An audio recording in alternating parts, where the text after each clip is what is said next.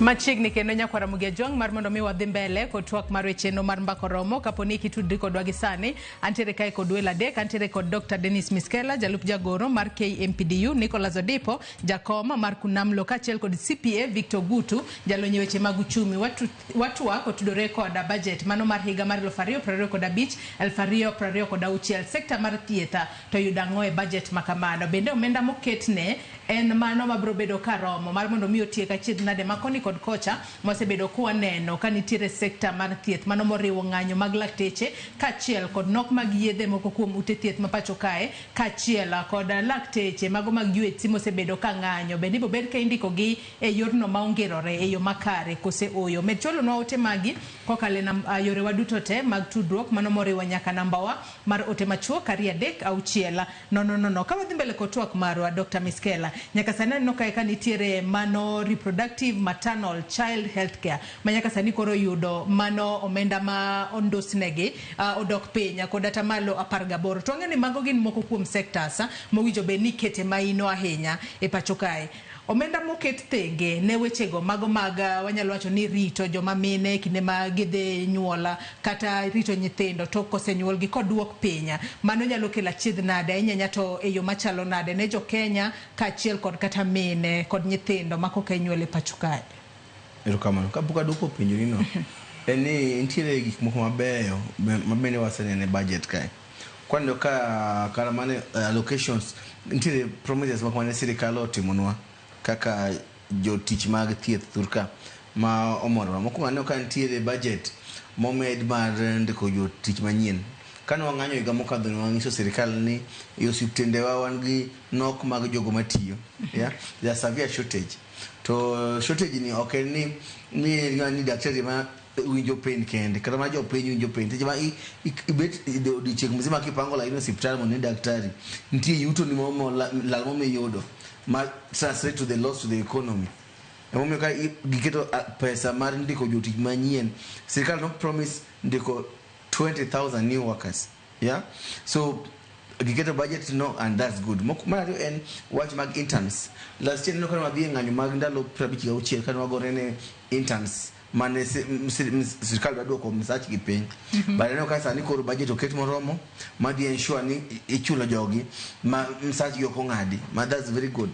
Mara dek makata wada na socho na chwanda UHC ndire jogo manondik tich manokonyo ndalo covid mose konyoa e filling up the shortages to ne the pesa gi ne onge mane nok dindi gi tich to ngeji koko mose goyo wana ka koro obedo allocated pesa ma digolo gi wach contract to permanent and pension and makuru at least jogi dipango maisha gi why need you teach yani what is going to happen next month or next year no koro rumo.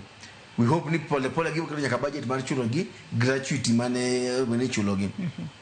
Mara deke ni pesa mano wacho mondo kid mar training ngech jogo mose somo nyaka doge school mon med tiegore tijo mato timo tiego mag masters kada mag degrees maber no kaka roket budget mar training all these are very good and we appreciate that one from the government of Kenya.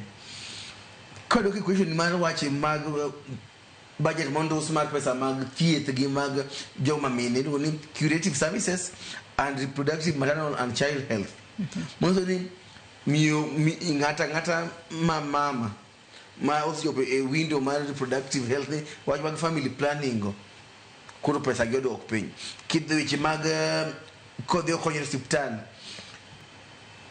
those cares odok piny nyathi monyuol no wach vaccines and all that generally that component odok piny to mara dege curative services bang to wach mag thieth gi be budget yodo ok piny to thieth kae mantie tuoche kaka mag cancer miwinjogo tuoche kaka mag kidney failure sukari and pressure, yeah message ma idwoko that aspect of budget piny nyaki nyiso niya ni what have you done on the preventive and promotive ngeni and how do it is you take from one hand and you don't correct on the other end because if serikal ni nyalo ni watch one preventive ni igengo tuo mondi ni I promote matter level mawangenia ni watch matter kidney failure wa control because we are able to get hypertension medicine and diabetes medicine on time ni watch mag vaccination go we have enough of them ni which mag change what one nyithindo kana deworming services ni we have raised them so high and we have supplied the villages with clean water falling sick is on the decline,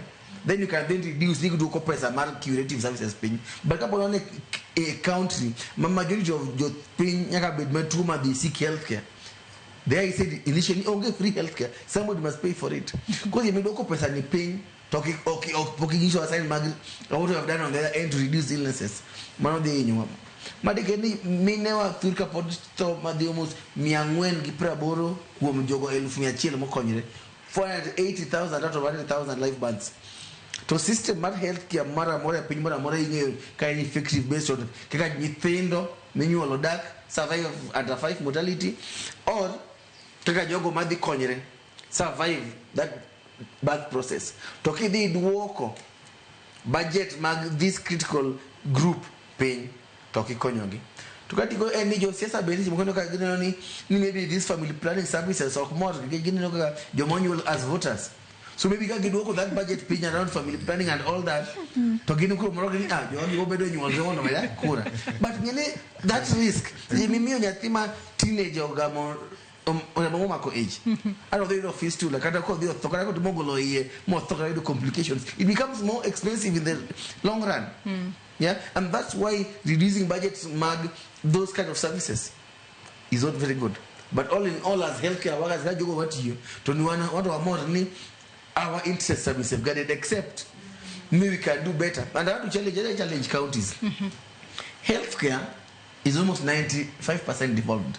Only level 6 mogom emodong at the national level.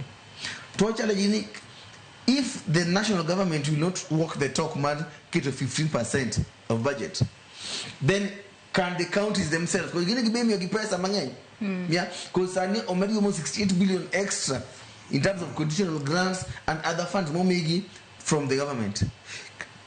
Beginning a lot in defense person and some of them in healthcare. I appreciate the Facility Improvement Fund Act. When watching pesa massive hospital loss, kada mulo se hospital. Oktak dog ni miyo governor atirogo MCA Zanzibar. Pesa mulo se healthcare dongi hospital. Maikala nyuro na ne county ma embu. Magitango na hela gin pesa te magise collects within the hospital setup. Don't can you magin go yet my shortage magedegi Sanikoro rumo. So maybe that finance FIF actor my person do hospital yellow coin you can manage you chip to new year or even employing extra workers. Yeah, so counties are also being challenged. But Katiko any can healthcare be devolved. Makosa mwomo no timrema ne racha inya. Ni serikali mama logi mag counties no ko be to pinimo unpack the cost of that function. Can Uhuru Kenyatta former president no wijo benigi unpack yo machalo nango. Transition authority no misogenia. Nika mono wadi evolve healthcare dichiel. Watime Uhuru Martin wachaka gi primary healthcare waneka kutimo, wachaka level 2 to 3 waneka kutimo, then pole. Then wangisu ni this is the cost of this function and this is what will lead but can you see okay my former governor Mabo met Manuni Isaac Ruto was the chairman of COG then no you so Uhuru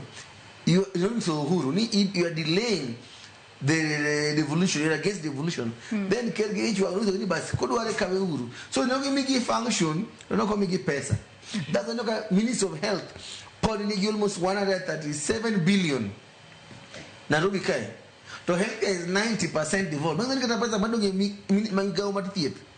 Pode ngai mo kata pesa madhi county which magithieth.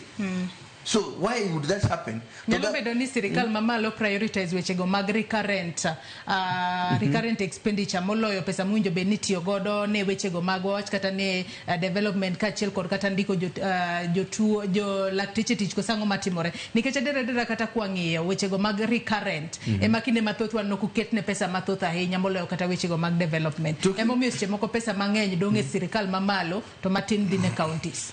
So kini mano kuro na nyanga choni lack of wisdom magjo county. Kata pesa mimi yogiwa na 460 billion magida rono kata magido sani 405 billion.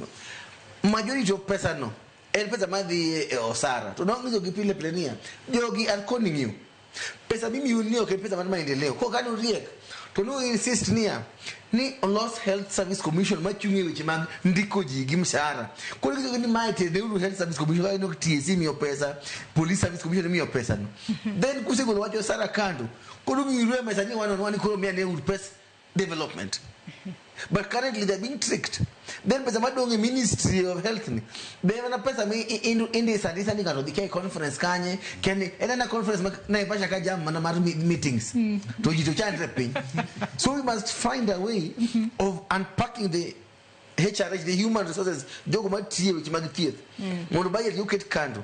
Then we face each other on issue of development. Katiko any the level 6 hospitals manja omiwa kai mawanika kaluwa to Russia graduate TRH.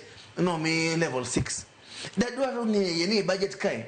Oket pesa dia no ka Kenyatta hospital omi 18 billion. No. Could we do into we no say pamoko no more gikerni no me level 6 to level 6 no bende ni budget mo lu bangi because na level 6 mari nying to services for the wrong man because if you are able to pump 10 billion kende forget about 18 billion me 10 billion in one hospital kaluwa kacha oboto gikmangeny jokibo ndiko bedo ngeny maka yo thurobo winyo that economy ka 10 billion will be pumped in that town on that hospital and that we want to challenge can they walk the talk now that our juluwe maponie budget committee ka dole ka tandi gile maponi kanya health committee chairman do mana honorable nyikal gini ko winyo